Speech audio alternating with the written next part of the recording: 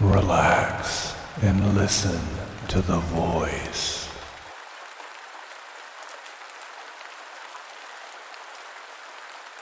Old Hildebrand. Once upon a time lived a peasant and his wife, and the parson of the village had a fancy for the wife, and had wished for a long while to spend a whole day happily with her. The peasant woman, too, was quite willing. One day, therefore, he said to the woman, "Listen, my dear friend, I have now thought of a way by which we can for once spend a whole day happily together. I'll tell you what.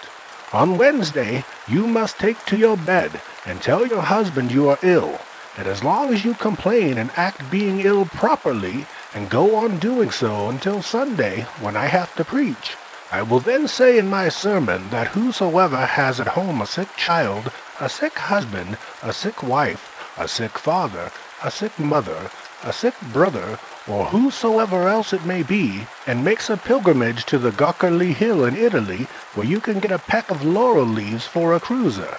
The sick child, the sick husband, the sick wife, the sick father, or sick mother, the sick sisters, or whoever else it may be, will be restored to health immediately." "I will manage it," said the woman promptly. On the Wednesday, therefore, the peasant woman took to her bed, and complained and lamented as agreed on, and her husband did everything for her that he could think of, but nothing did her any good. And when Sunday came, the woman said, "I feel as ill as if I were going to die at once. But there's one thing I should like to do before my end. I shall like to hear the parson's sermon that he is going to preach today." On that, the peasant said, "Oh, my child, do not do it. You might make yourself worse if you were to get up. Look, I will hear the sermon, and I will attend to it very carefully, and I will tell you everything the parson says." "Well," said the woman, "go then, and pay great attention, and repeat to me all that you hear."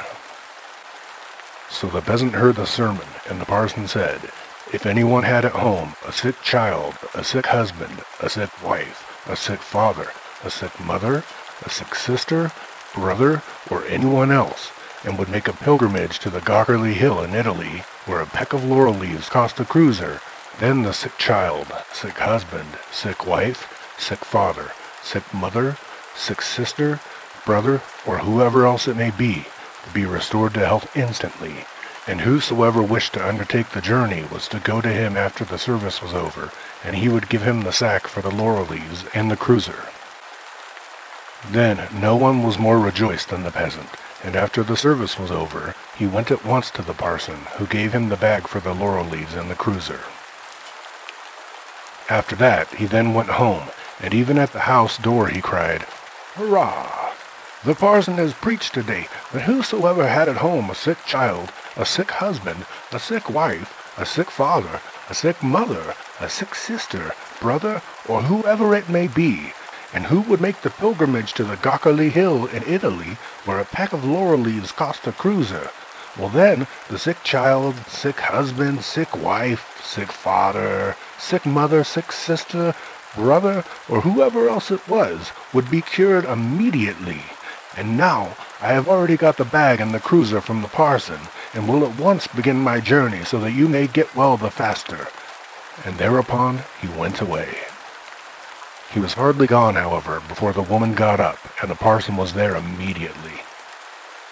But now we will leave these two for a while, and follow the peasant, who walked on quickly without stopping, in order to get the sooner to the Gockerly Hill, and on his way he met his gossip.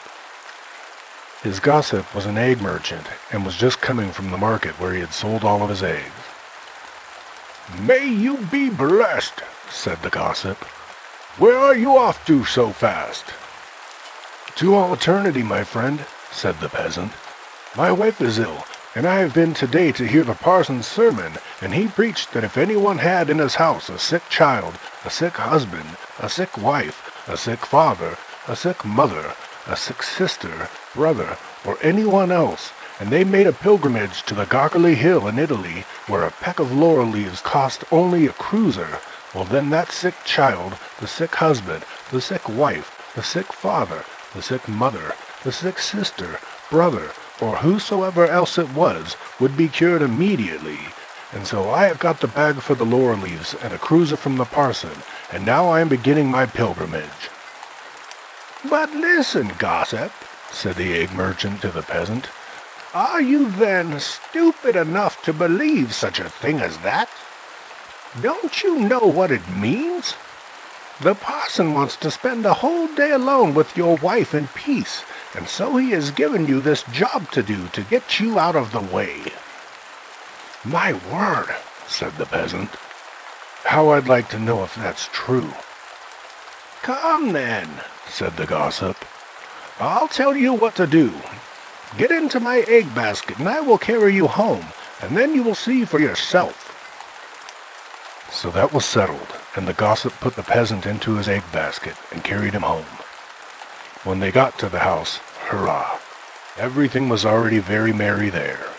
The woman had already had nearly everything killed that was in the farmyard, and had made pancakes, and the parson was there, and had brought his fiddle with him. The gossip knocked at the door, and the woman asked who was there. "It is I, gossip," said the egg merchant. "Give me shelter this night. I have not sold my eggs at the market, so now I have to carry them home again, and they are so heavy that I shall never be able to do it, for it's dark already."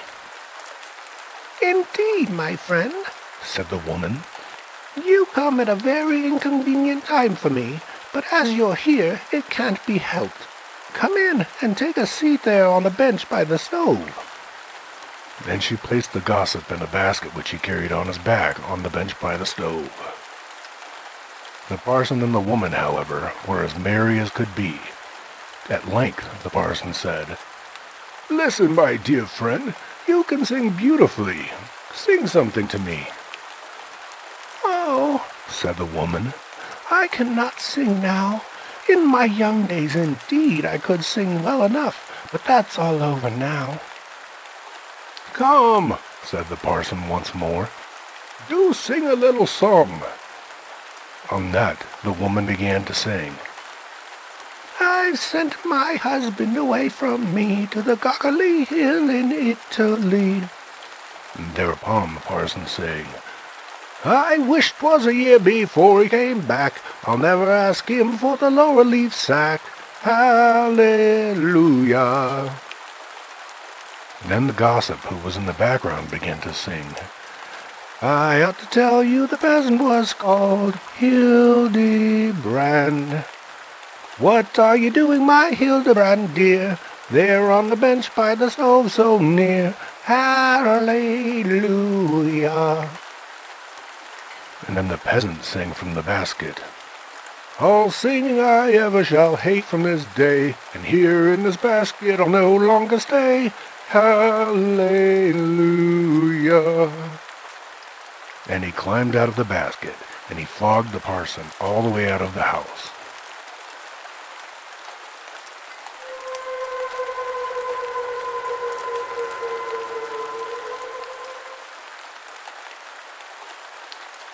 The Man Among Thorns.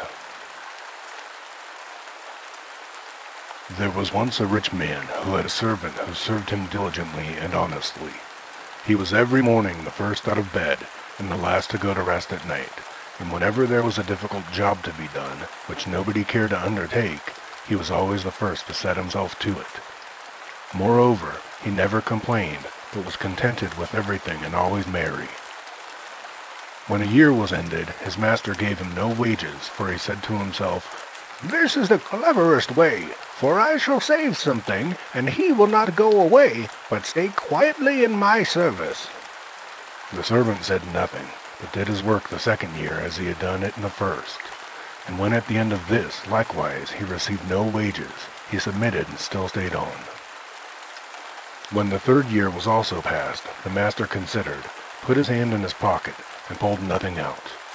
Then, at last, the servant said, "Master, for 3 years I have served you honestly. Be so good to me as to give me what I ought to have, for I wish to leave and look about me a little more of the world." "Yes, my good fellow," answered the old miser. "You have served me industriously, and therefore you shall be graciously rewarded." He put his hand into his pocket, but counted out only 3 farthings, saying, "There, you have a farthing for each year, and that is large and liberal pay, such as you would have received from few masters." The honest servant, who understood little about money, put his fortune into his pocket, and he thought, "Ah, now that I have my purse full, why need I trouble and plague myself any longer with hard work?" So on he went, up hill and down dale, and sang and jumped to his heart's content. Now it came to pass that as he was going by a thicket, a little man stepped out and called to him, "Whither away, my merry brother? I see you do not carry many cares." "Why should I be sad?" answered the servant. "I have enough. 3 years' wages are jingling in my pocket." "How much is your treasure?" the dwarf asked him. "How much?" 3 farthings sterling, all told." "Look here," said the dwarf. "I am a poor needy man. Give me your 3 farthings. I can work no longer, but you are young and can easily earn your bread." And as the servant had a good heart and felt pity for the little man, he gave him the 3 farthings, saying, "Take them in the name of heaven. I shall not be any the worse for it." Then the little man said, "As I see you have a good heart, I grant you 3 wishes, 1 for each farthing. They shall all be fulfilled." "Aha," said the servant. "You're one of those who can work wonders. Well then, if it is to be so, I wish first for a gun, which shall hit everything that I aim at. Secondly, for a fiddle which when I play on it shall compel all who hear it to dance. And thirdly, that if I ask a favor of anyone, he shall not be able to refuse it." "All that you shall have," said the dwarf, and he put his hand into the bush, and just imagine, there lay a fiddle and a gun, all ready, just as if they had been ordered. These he gave to the servant, and then said to him, "Whatever you may ask at any time, no man in the world shall be able to deny you." "Heart alive, what more can one desire?" said the servant to himself, and then went merrily onwards. Soon afterwards he met a man with a long goat's beard, who was standing listening to the song of a bird which was sitting up at the top of a tree. "Good heavens!" he was exclaiming. "That such a small creature should have such a fearfully loud voice. If it were but mine! If only someone would sprinkle some salt upon its tail." "If that is all," said the servant, "the bird shall soon be down here." And taking aim, he blew, and down fell the bird into the thorn bushes. "Go, you rogue," he said to the man, "and fetch the bird out for yourself." "Oh," said the man, "leave out the rogue, my master, and I will do it at once. I will get the bird out for myself, now that you have hit it." Then he lay down on the ground and began to crawl into the thicket. When he was fast among the thorns, the good servant's humor so tempted him that he took up his fiddle and began to play. In a moment the man's legs began to move and jumped 2 in the air, and the more the servant fiddled, the better went the dance. But the thorns tore his shabby coat from him, combed his beard, and pricked and plucked him all over his body. "Oh dear! Oh dear!" cried the man. "What do I want with your fiddling? Leave the fiddle alone, master. I do not want to dance."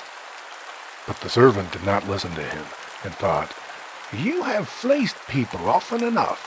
Now the thorn bushes shall do the same to you." And he began to play over again, so that the man had to jump higher than ever, and scraps of his coat were left hanging on the thorns. "Oh, woe is me!" cried the man. "I will give the gentleman whatsoever he asks, if he only leaves off with the fiddling. I will give him a whole purse full of gold." "Well, if you're so liberal," said the servant, I will stop my music, but this I must say to your credit, that you dance to it so well that one must really admire it." And having taken the purse, he went on his way. The man stood still and watched the servant quietly until he was far off and out of sight, and then he screamed out with all of his might, "You miserable musician! You beer-house fiddler! Wait until I catch you alone! I will hunt you till the soles of your shoes fall off, you ragamuffin! Just put 6 farthings into your mouth that you may be worth 3 halfpence." He went on, abusing him as fast as he could speak. As soon as he had refreshed himself a little in this way, and he got his breath again, he ran into town to the justice. "My lord judge," he said, "I have come to make a complaint. See how a rascal has robbed and ill-treated me on the public highway. A stone in the ground might pity me. My clothes all torn, my body pricked and scratched, my little all gone with my purse. Good ducats, each piece better than the last. For God's sake, let the man be thrown into prison." "Was it a soldier," said the judge, "who cut you with his saber?" "Nothing of the sort," said the man. "It was no sword that he had, but a gun hanging at his back, and a fiddle at his neck. The wretch may easily be recognized." So the judge sent his people out after the man, and they found the good servant, who had been going quite slowly along, and they found, too, the purse with the money upon him. As soon as he was taken before the judge, he said, "I did not touch the man, nor take his money. He gave it to me of his own free will, that I might leave off fiddling because he could not bear my music." "Heaven defend us!" cried the man. "His lies are as thick as flies upon the wall." But the judge also did not believe his tale, and said, "This is a bad defense. No man would do that." And because he had committed robbery on the public highway, he sentenced the good servant to be hanged. As he was being led away, the man again screamed after him, "You vagabond! You dog of a fiddler! Now you're going to receive your well-earned reward!" The servant walked quietly with the hangman up the ladder, but upon the last step he turned round and said to the judge, "Grant me just one request before I die." "I will do so, as long as you do not ask for your life," said the judge. "I do not ask for life," answered the servant, "but as a last favor, let me play once more upon my fiddle." The man raised a great cry of murder. "Murder!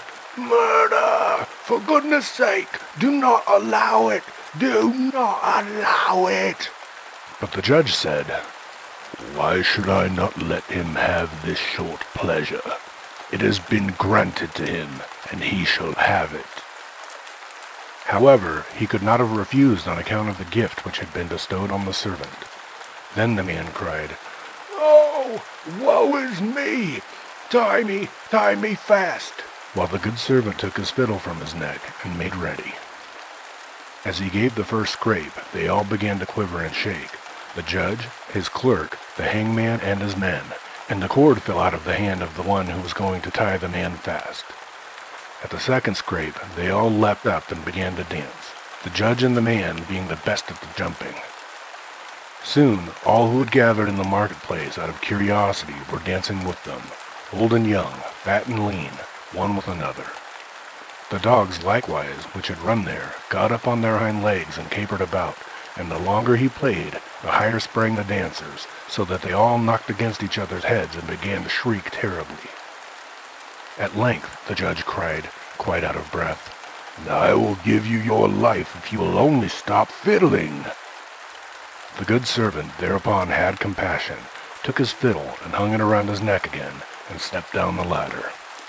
Then he went up to the man, who was lying upon the ground panting for breath, and said, "You rascal, now confess, whence you got the money, or I will take my fiddle and begin to play again." "I stole it! I stole it! I stole it!" cried he.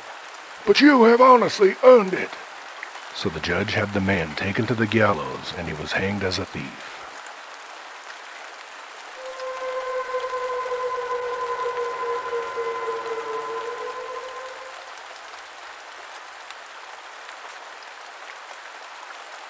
Dr. Knowall.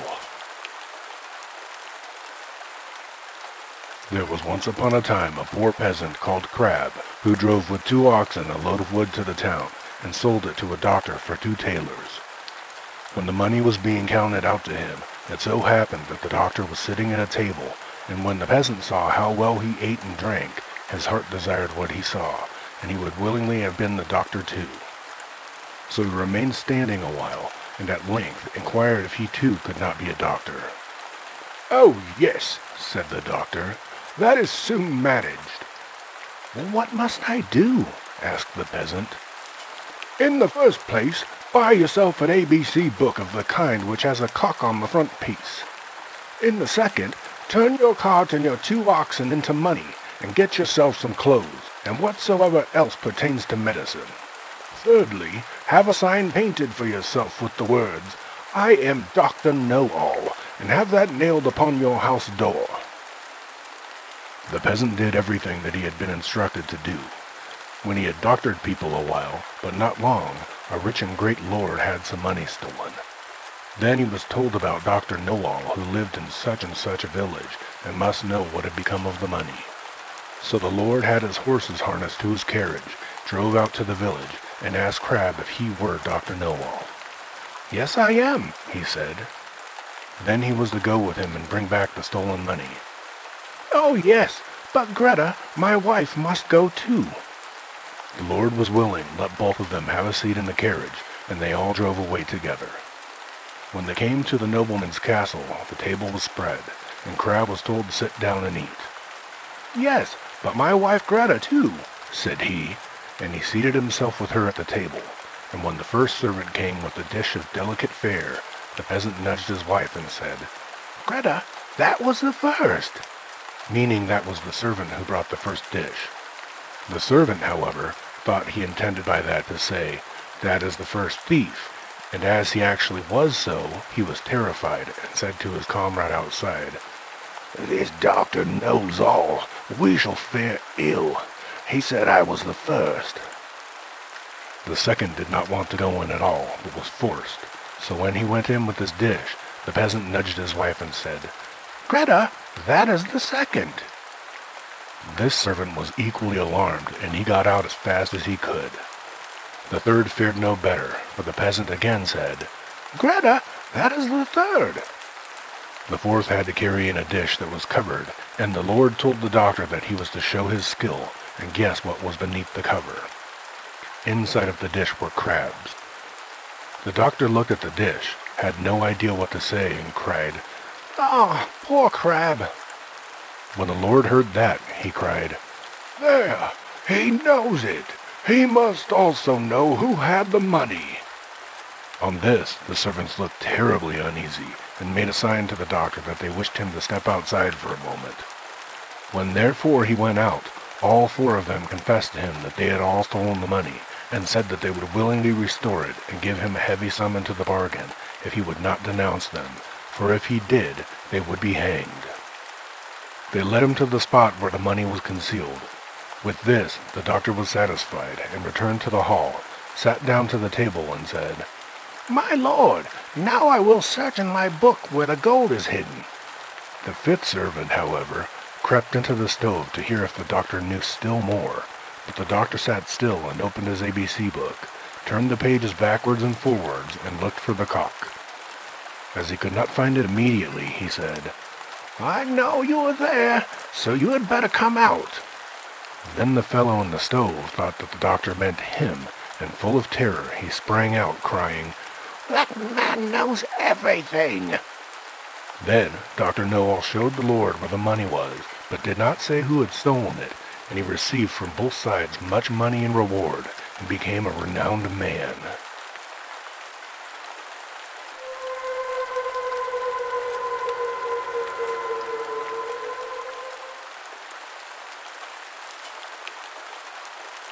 The Flail from Heaven.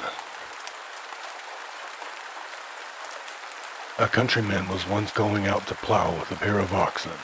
When he got to the field, both the animals' horns began to grow, and went on growing, and when he wanted to go home, they were so big that the oxen could not get through the gateway. By good luck, a butcher came by just then, and he delivered them over to him, and made the bargain in this way, that he should bring the butcher a peck of rapeseed, and then the butcher was to counten out a Brabant tailor for every seed. I call that well sold. The peasant now went home, and carried the peck of rapeseed to him on his back. On the way, however, he lost one seed out of the bag. The butcher paid him justly as agreed on, and if the peasant had not lost the seed, he would have had one tailor more. By the time he returned, the seed had grown into a tree which reached up to the sky. Then thought the peasant, As you have the chance, you must just see what the angels are doing up there above. So he climbed up, and saw that the angels above were threshing oats, and he looked on. While he was thus watching them, he observed that the tree on which he was standing was beginning to totter. He peeped down and saw that someone was just going to cut it down. If I were to fall down from hence, it would be a very bad thing, thought he. And in his extremity, he did not know how to save himself better than by taking up the chaff of the oats which lay there in heaps, and twisting a rope of it. He likewise snatched a hoe and a flail which were lying about in heaven, and he let himself down by the rope. But he came down on the earth exactly in the middle of a deep, deep hole, so it was a real stroke of luck that he had brought the hoe, for he hoed himself a flight of steps with it, and mounted up, and took the flail with him as a token of his truth, so that no one could have any doubt of his story.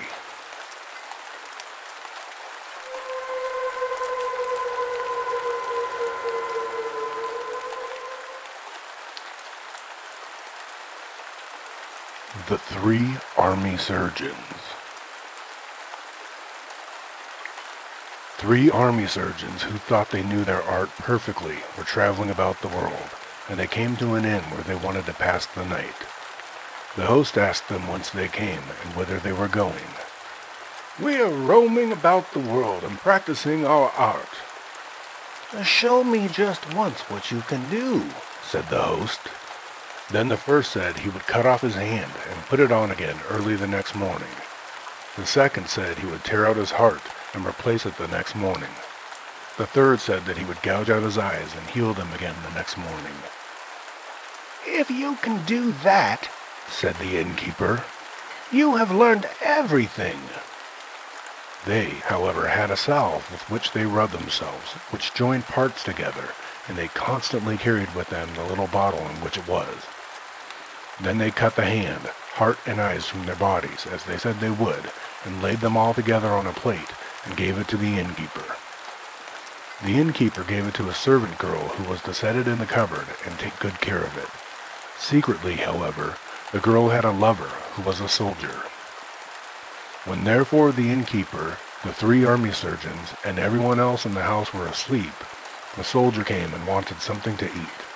The girl opened the cupboard and brought him some food, and in her love forgot to shut the cupboard door again. She seated herself at the table by her lover, and they chatted away together. While she sat so contentedly there, thinking of no ill luck, the cat came creeping in, found the cupboard open, took the hand and heart and eyes of the three army surgeons, and ran off with them. When the soldier had finished eating, and the girl was taking away the things and going to shut the cupboard, she saw that the plate which the innkeeper had given her to take care of was empty. Then she said in a fright to her lover, "Oh, miserable girl, what shall I do? The hand is gone, the heart and the eyes are gone too. What will become of me in the morning?" "Be easy," said he. "I will help you out of your trouble. There is a thief hanging outside on the gallows. I will cut off his hand. Which hand was it?" "The right one." Then the girl gave him a sharp knife, and he went to cut the poor sinner's right hand off, and he brought it back to her. After this, he caught the cat and gouged its eyes out, and now nothing but the heart was missing. "Have you not been slaughtering, and are not the dead pigs in the cellar?" said he. "Yes," said the girl.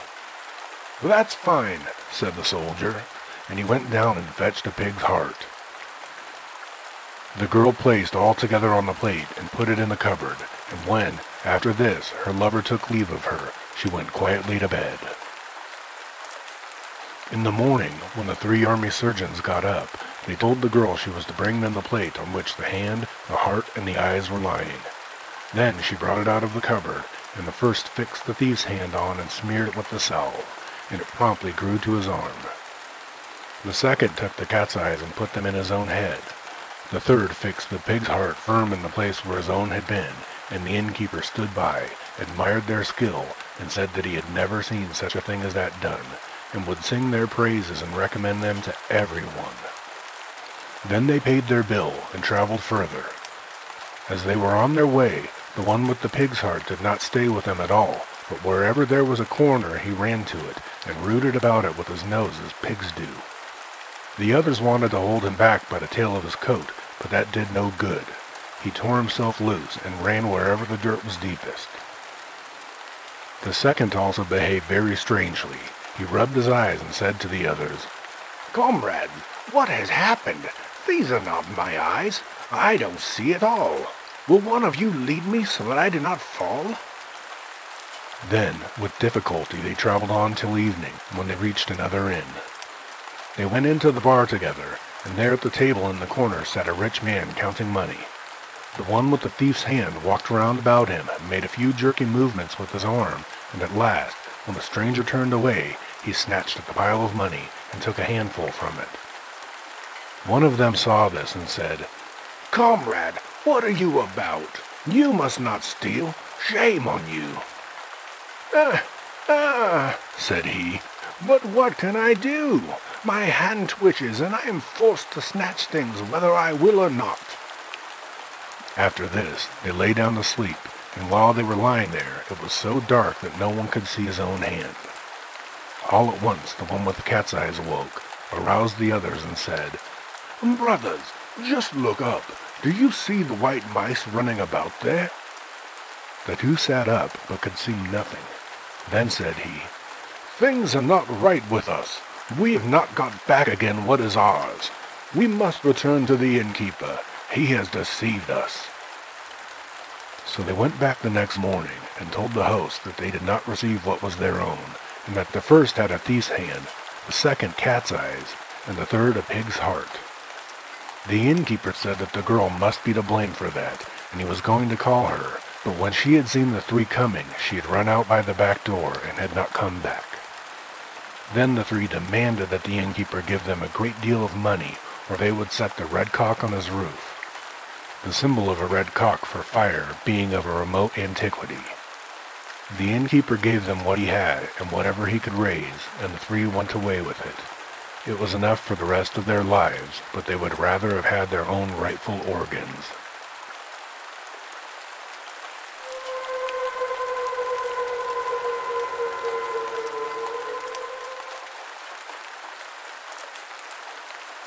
The Seven Swabians. 7 Swabians were once together. The first was Master Schulz, the second Jackli, the third Marley, the fourth Jergli, the fifth Michael, the sixth Hans, the seventh Wheatley. All 7 had made up their minds to travel about the world to seek adventures and perform great deeds. But in order that they might go in safety and with arms in their hands, they thought it would be advisable that they should have one solitary, but very strong, and very long spear made for themselves. This spear all 7 of them took in their hand at once. In front walked the boldest and bravest, and that was Master Schulz. All the others followed in a row, and Wheatley was the last. Then it came to pass one day in the hay month, when they had walked a long distance and still had a long way to go before they reached the village where they were to pass the night, that as they were in a meadow in the twilight, a great beetle or hornet flew by them from behind a bush, and hummed in a menacing manner. Master Schulz was so terrified that he all but dropped the spear, and a cold sweat broke out over his whole body. Hark, hark! He cried to his comrades. Good heavens! I hear a drum. Jackly, who was behind him holding the spear, and into whose nose some of the smell had risen, said, Something is most certainly going on, for I smell the powder and a match. At these words, Master Scholes began to take flight, and in a trice jumped over a hedge. But as he had just happened to jump on the teeth of a rake which had been left lying there after the haymaking, the handle of it struck against his face and gave him a tremendous blow. Oh dear, screamed Master Scholes. Take me prisoner, I surrender, I surrender. The other 6 all leapt over, one on top of the other, crying, If you surrender, I surrender too. If you surrender, I surrender too. At length, as no enemy was there to bind them and take them away, they saw that they had been mistaken, and in order that the story might not be known, and they be treated as fools and ridiculed, they all swore to each other to hold their peace about it until one of them should speak of it by mistake. Then they journeyed onwards. The second danger which they survived cannot be compared with the first. Some days afterwards, their path led them through a fallow field, where a hare was sitting sleeping in the sun. Her ears were standing straight up, and her great glassy eyes were wide open. All of them were alarmed at the sight of this horrible wild beast, and they consulted together as to what it would be the least dangerous to do. For if they were to run away, they knew that the monster would pursue and swallow them whole. So they said, We must go through a great and dangerous struggle. Boldly ventured as half won, and all 7 grasped the spear. Master Scholes in front, and Vietli behind. Master Scholes was always trying to keep the spear back, but Vietli had become quite brave while behind, and wanted to dash forward and cried, Strike home in every Swabian's name, or else I wish you may be lame. But Hans knew how to meet this, and said, Thunder and lightning, it's fine to prate, but for dragon hunting you are always late. Michael cried, Nothing is missing, not even a hair. Be sure the devil himself is there. Then it was Jergli's turn, and he said, If it be not he, it is the least his mother, or else the devil's own step-brother. And now Marley had a bright thought, and said to Vietli, Advance, Vietli, advance, advance, and I behind will hold the lance. Vietli, however, did not obey, and Jackly said, 'Tis Schultz's place the first to be. No one deserves that honor but he. Then Master Schultz picked up his courage and said gravely, Then let us boldly advance to the fight. Thus we shall show our valor and might. Hereupon they all together sat on the dragon. Master Schultz crossed himself and prayed for God's assistance. But as all of this was to no avail, and he was getting nearer and nearer to the enemy, he screamed, Ho ho, ho ho, ho ho ho ho, in the greatest anguish. This awakened the hare, which in great alarm darted swiftly away. When Master Schultz saw her thus flying from the field of battle, he cried in his joy, Quick, quick, Vietli, quick, look there, look there. This monster is nothing but a hare. But the Swabian allies went in search of further adventures, and came to the Moselle, a mossy, quiet, deep river, over which there are few bridges, in which in many places people have to cross in boats. As the 7 Swabians did not know this, they called to a man who was working on the opposite side of the river to know how people contrived to get across. The distance and their way of speaking made the man unable to understand what they wanted, and he said, What? in the way that people speak in the neighborhood of trees. Master Schultz thought that the man was saying, wade through the water, and as he was first, he began to set out and went into the Moselle. It was not long before he sank in the mud and the deep waves which drove against him, but his hat was blown on the opposite shore by the wind, and a frog sat down beside it and croaked, What? The other 6 on the opposite side heard that and said, Oh ho, comrades, Master Schultz is calling us. If he can wade across, why cannot we? So they all jumped into the water together in a great hurry, and they were all drowned. And thus one frog took the lives of all 6 of them, and not one of the Swabian allies ever reached home again.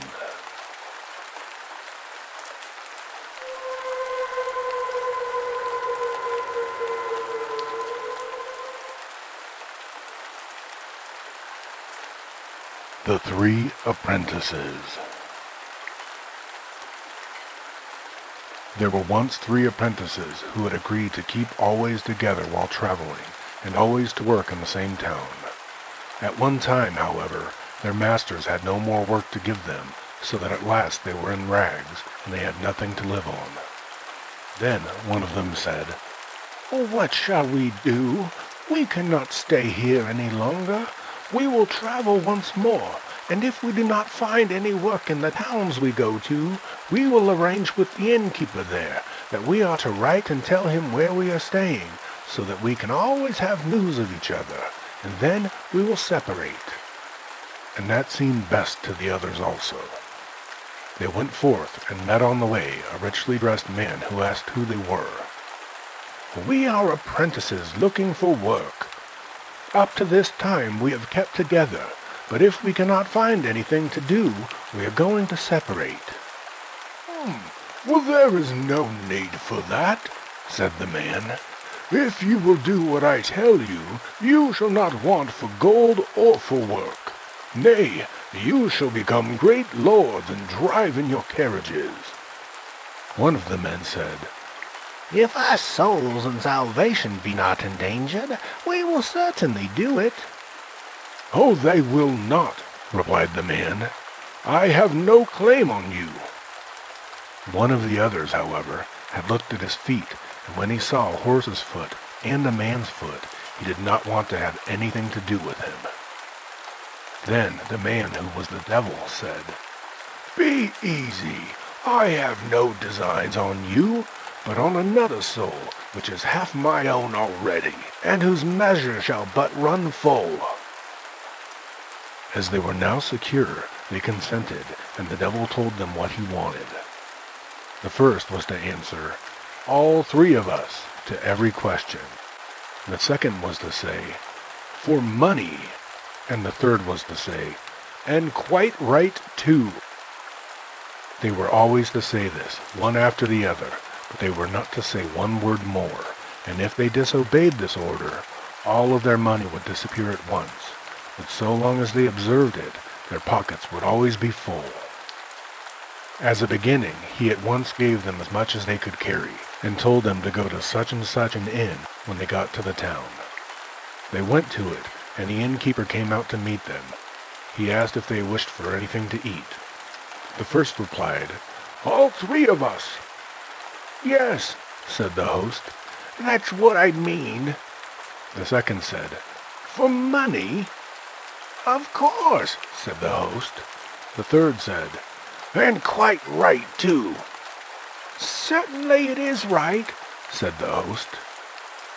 Good meat and drink were now brought to them, and they were well waited on. After the dinner came the payment, and the innkeeper gave the bill to the one who said, all 3 of us. The second said, for money, and the third said, and quite right too. Indeed it is right, said the host. All 3 pay, and without money I can give nothing. They, however, paid even more than he had asked. The lodgers who were looking on said, These people must be mad. Yes, indeed they are, said the host. They are not very wise. So they stayed some time in the inn, and said nothing else but, all 3 of us, for money, and quite right too. But they saw and knew all that was going on. It so happened that a great merchant came with a large sum of money and said, Sir host, take care of my money for me. Here are 3 crazy apprentices who might steal it from me. The host did as he was asked. As he was carrying the trunk into his room, he felt that it was heavy with gold. Thereupon he gave the 3 apprentices a lodging below, but the merchant received a separate apartment upstairs. When it was midnight, and the host thought that all were asleep, he came with his wife, and they had an axe and struck the rich merchant dead. And after they had murdered him, they went to bed again. When it was day, there was a great outcry. The merchant lay dead in a bed bathed in blood. All the guests came running, but the host said, "The 3 crazy apprentices have done this." The lodgers confirmed it and said, "It can have been no one else." The innkeeper, however, had them called and said to them, "Have you killed the merchant?" "All 3 of us," said the first. "For money," said the second, and the third added, "And quite right, too." "There now, you hear?" said the host.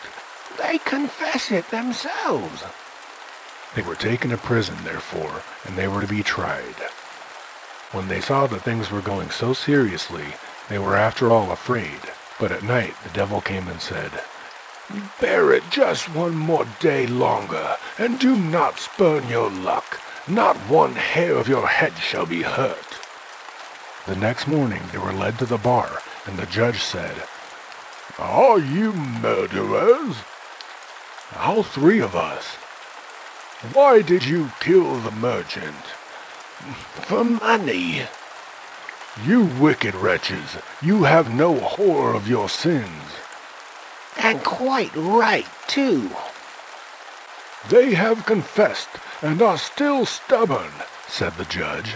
"Lead them to death instantly." So the men were taken out, and the host had to go with them into the circle. When they were taken hold of by the executioner's men, and were just going to be led up to the scaffold where the hangman was standing with a naked sword, a coach drawn by 4 chestnut horses came up suddenly, driving so fast that fire flashed from the stones, and someone made signs from the window with a white handkerchief. Then said the hangman, "It is a pardon coming." And "Pardon! Pardon!" was called from the carriage also. Then the devil stepped out as a very noble gentleman, beautifully dressed, and said, "You 3 are innocent. You may now speak. Make known what you had seen and heard." Then said the eldest, "We did not kill the merchant. The murderer is standing there in the circle," and he pointed to the innkeeper. "In proof of this, go into his cellar, where many others whom he has killed are still hanging." Then the judge sent the executioner's men thither, and they found it was just as the apprentice had said. And when they had informed the judge of this, he caused the innkeeper to be led up, and his head was cut off. Then said the devil to the 3, "Now I have got the soul which I wanted to have, and you are free, and you have money for the rest of your lives."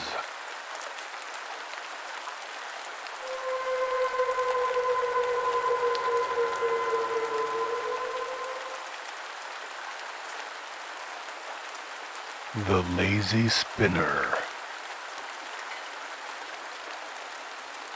In a certain village there once lived a man and his wife, and the wife was so lazy that she would never work at anything. Whatever her husband gave her to spin, she did not get done, and what she did spin, she did not wind, but let it all remain entangled in a heap. If the man scolded her, she was always ready with her tongue and said, "Well, how should I wind it when I have no reel? Just you go into the forest and get me one." "Well, if that is all," said the man, "then I will go into the forest and get some wood for making reels." Then the woman was afraid that if she had the wood, he would make her a reel of it, and she would have to wind her yarn off, and then begin to spin again. She bethought herself a little, and then a lucky idea occurred to her, and she secretly followed the man into the forest, and when he had climbed into a tree to choose and cut the wood, she crept into the thicket below, where he could not see her, and cried, "He who cuts wood for reels shall die, and he who winds shall perish." The man listened, laid down his axe for a moment, and began to consider what that could mean. "Well," he said at last, "what can that have been? My ears must have been singing. I won't alarm myself for nothing." So he once more seized the axe and began to hew. Then again there came a cry from below. He who cuts wood for reels shall die, and he who whines shall perish. He stopped and felt afraid and alarmed, and pondered over the circumstance. But when a few moments had passed, he took heart again, and a third time he stretched out his hand for the axe and began to cut. But someone called out a third time and said loudly, He who cuts wood for reels shall die, and he who whines shall perish. That was enough for him, and all inclination had departed from him. So he hastily descended the tree and set out on his way home. The woman ran as fast as she could by byways so as to get home first. So when he entered the parlor, she put on an innocent look as if nothing had happened and said, Well, have you brought a nice piece of wood for reels? No, said he. I see very well that winding won't do. And he told her what had happened to him in the forest, and from that time forth he left her in peace about it. Nevertheless, after some time, the man again began to complain of the disorder in the house. Wife, said he, it is really a shame that the spun yarn should lie there all entangled. I'll tell you what, said she. As we still don't come by any reel, go you up into the loft, and I will stand down below, and will throw the yarn up to you, and you will throw it down to me, and so we shall get a skein after all. Yes, that will do, said the man. So they did that, and when it was done, he said, The yarn is in skeins, now it must be boiled. The woman was again distressed, but said, Yes, we will boil it tomorrow morning, early. But she was secretly contriving another trick. Early in the morning she got up, lighted a fire, and put the kettle on, only instead of the yarn, she put in a lump of tow and let it boil. After that she went to the man who was still lying in bed, and she said to him, I must just go out. You must get up and look after the yarn which is in the kettle on the fire. But you must be at hand at once. Mind that, for if the cock should happen to crow, and you are not attending to the yarn, it will become tow. The man was willing and took good care not to loiter. He got up as quickly as he could and went into the kitchen. But when he reached the kettle and peeped in, he saw, to his horror, nothing but a lump of tow. Then the poor man was as still as a mouse, thinking he had neglected it and that he was to blame, and in future said no more about yarn and spinning. But you yourself must own that she was an odious woman.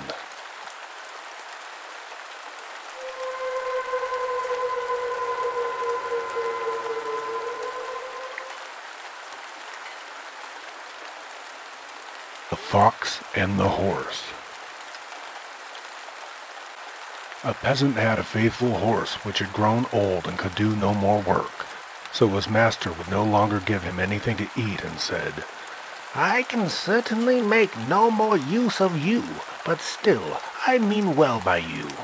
If you prove yourself still strong enough to bring me a lion here, I will maintain you. But now take yourself away and out of my stable. And with that he chased him into the open country. The horse was sad and went to the forest to seek a little protection there from the weather. Then the fox met him and said, Why do you hang your head so, and go about all alone? Alas, replied the horse, avarice and fidelity do not dwell together in one house. My master has forgotten what services I have performed for him for so many years. And because I can no longer plow, well, he will give me no more food, and has driven me out. Without even giving you a chance? asked the fox. The chance was a bad one. He said if I was still strong enough to bring him a lion, he would keep me. But he well knows that I cannot do that. The fox said, I will help you. Just lay yourself down. Stretch yourself out as if you were dead, and do not stir. The horse did as the fox desired, and the fox went to the lion, who had his den not far off, and said, "A dead horse is lying outside there. Just come with me. You can have a rich meal." The lion went with him, and when they were both standing by the horse, the fox said, "After all, it is not very convenient for you here. I tell you what, I will fasten it to you by the tail, and then you can drag it into your cave and devour it in peace." This advice pleased the lion. He lay down, and in order that the fox might tie the horse fast to him, he kept quite quiet. But the fox tied the lion's legs together with the horse's tail, and twisted and fastened all so well and so strongly that no strength could break it. When he had finished his work, he tapped the horse on the shoulder and said, "Pull, white horse, pull!" Then up sprang the horse at once, and drew the lion away with him. The lion began to roar so that all the birds in the forest flew out in terror, but the horse let him roar, and drew him and dragged him over the country to his master's door. When the master saw the lion, he was of better mind and said to the horse, "You shall stay with me, and farewell." And he gave him plenty to eat until he died.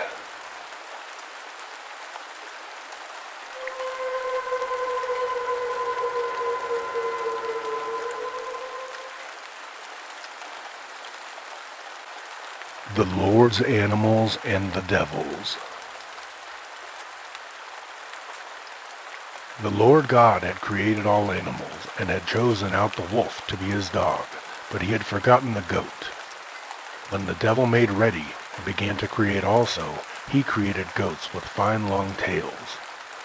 Now, when they went to pasture, they generally remained caught in the hedges by their tails, whereupon the devil had to go and disentangle them with a great deal of trouble.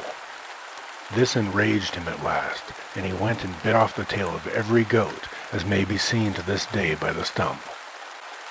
Then he let them go to pasture alone, but it came to pass that the Lord God perceived how at one time they gnawed away at a fruitful tree, at another injured the noble vines, or destroyed other tender plants. This distressed him, so that in his goodness and mercy he summoned his wolves, who soon tore in pieces the goats that went there. When the devil observed this, he went before the Lord and said, "Your creatures have destroyed mine." The Lord answered, Why did you create things to do harm?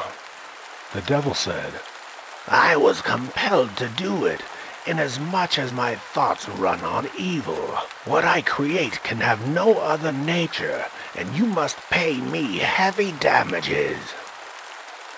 I will pay you as soon as the oak leaves fall. Come then, your money will be ready counted out. When the oak leaves had fallen, the devil came and demanded what was due to him. But the Lord said, In the church of Constantinople stands a tall oak tree, which still has all of its leaves. With raging and curses, the devil departed, and went out to seek the oak, wandered in the wilderness for 6 months before he found it, and when he returned, all the oaks had in the meantime covered themselves again with green leaves.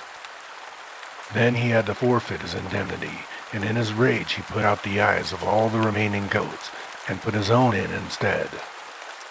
This is why all goats have devil's eyes, and their tails bitten off, and why he likes to assume their shape.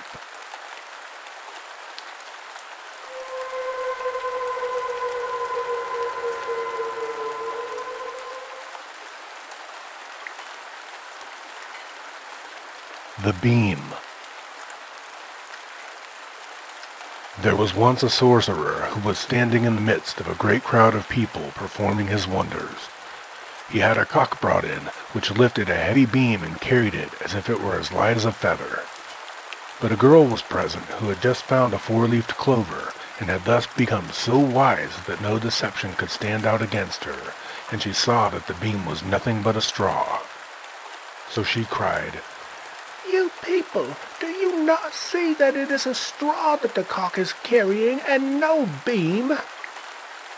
Immediately the enchantment vanished, and the people saw what it was, and drove the magician away in shame and disgrace. He, however, full of inward anger, said, I will avenge myself soon. After some time the girl's wedding day came, and she was decked out, and went in with a great procession over the fields to the place where the church was. All at once she came to a stream which was very much swollen, and there was no bridge and no plank to cross it. Then the bride nimbly took her clothes up, and wanted to wade through it, and just as she was thus standing in the water, a man, and it was the sorcerer, cried mockingly close beside her, Aha! Where are your eyes that you take that for water? Then her eyes were opened, and she saw that she was standing with her clothes lifted up in the middle of a field that was blue with the flowers of blue flax. Then all the people saw it likewise, and chased her away with ridicule and laughter.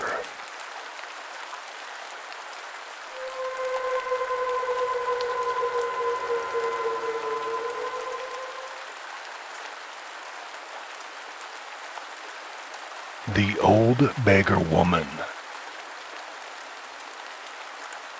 There was once an old woman, but you have surely seen an old woman go a-begging before now. This woman begged likewise, and when she got anything, she said, May God reward you. The beggar woman came to a door, and there, by the fire, a friendly rogue of a boy was standing, warming himself. The boy said kindly to the poor old woman as she was standing shivering thus by the door, Come, old mother, and warm yourself. She came in, but stood too near to the fire, so that her old rags began to burn, and she was not aware of it. The boy stood and saw that, but he ought to have put the flames out. Is it not true that he ought to have put them out? And if he had not any water, then he should have wept all the water in his body out of his eyes, and that would have supplied 2 pretty streams with which to extinguish the fire.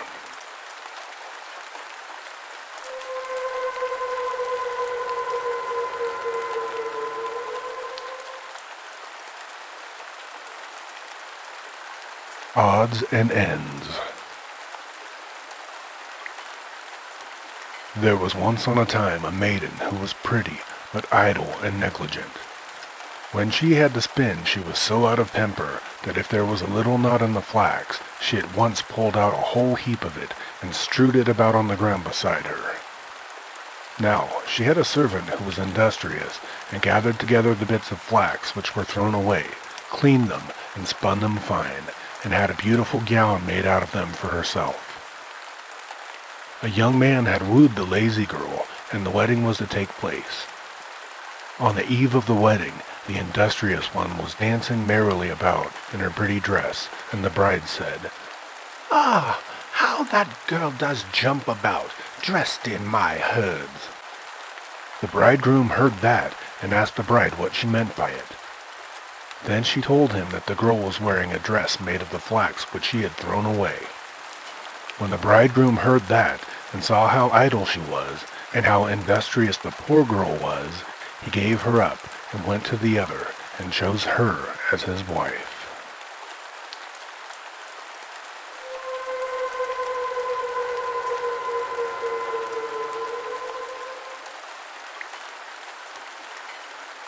The Story of Schlorafin Land.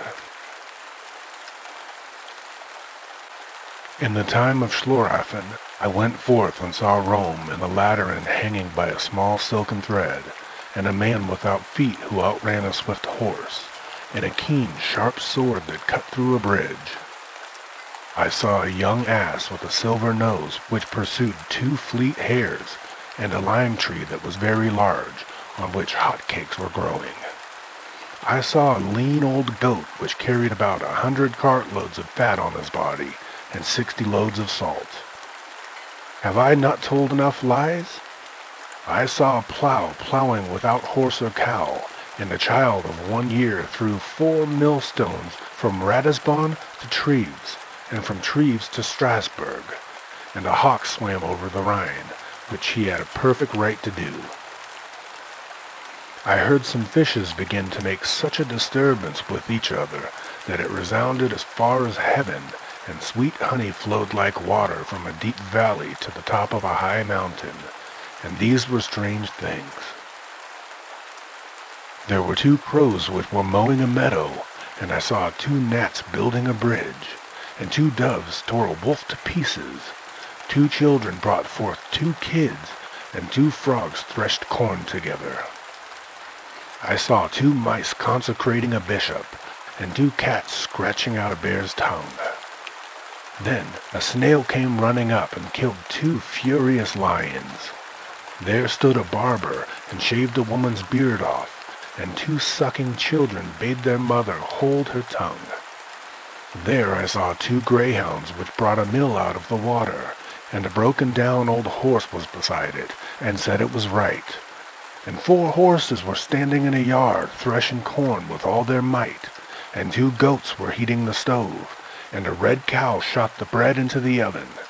Then a hen crowed, "Cock-a-doodle-doo!" The story is all told now. Cock-a-doodle-doo.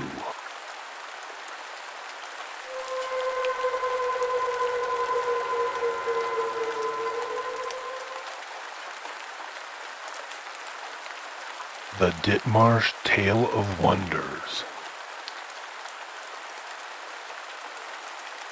I will tell you something. I saw 2 roasted fowls flying. They flew quickly and had their breasts turned to heaven and their backs to hell. And an anvil and a millstone swam across the Rhine prettily, slowly, and gently, and a frog sat on the Ide at Whitsuntide and ate the plowshare. 3 fellows who wanted to catch a hare went down on crutches and stilts. One of them was deaf, the second blind, the third dumb, and the 4th could not stir a step. Do you want to know how it was done? Well, first, the blind man saw the hare running across the field. The dumb one called to the lame one, and the lame one seized it by its neck. There were certain men who wished to sail on dry land, and they set their sails in the wind and sailed away over great fields. Then they sailed over a high mountain, and there they were miserably drowned.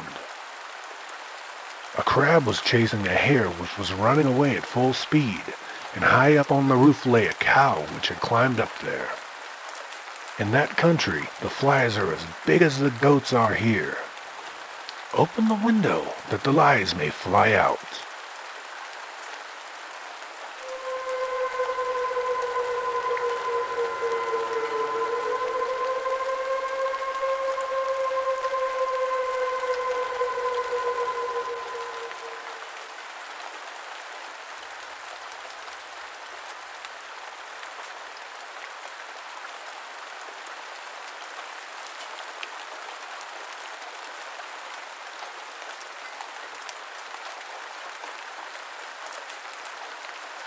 Thank you to everyone who's listened and stuck through this.